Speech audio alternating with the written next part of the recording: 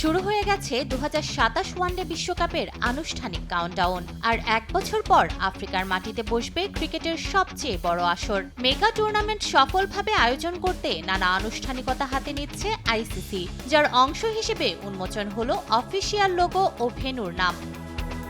3 দেশ অর্থাৎ দক্ষিণ আফ্রিকা, জিম্বাবুয়ে ও নামিবিয়ায় জমে উঠবে বিশ্বকাপের লড়াই। আয়োজক দক্ষিণ আফ্রিকার Johannesburg, Cape Town, Durban, centurion, pearl, ব্লুমফন্টেন, গোকেবারহা ও ইস্ট লন্ডনে থাকছে 8টি ভেন্যু। জিম্বাবুয়েতে 3টি এবং নামিবিয়ার রাজধানী উইন্ডহোকে 1টি ভেন্যু।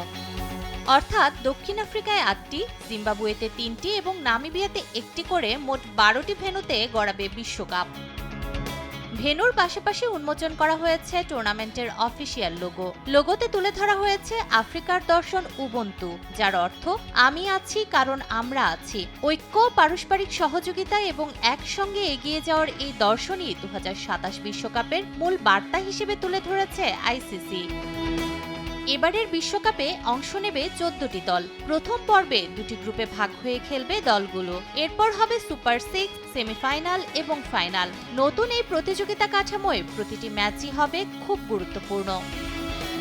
সবশেষ 2003 সালে দক্ষিণ আফ্রিকা, জিম্বাবুয়ে ও কেনিয়া যৌথভাবে ওয়ানডে বিশ্বকাপ আয়োজন করেছিল। দীর্ঘ 24 বছর পর বিশ্বকাপ আবার ফিরছে আফ্রিকার মাটিতে।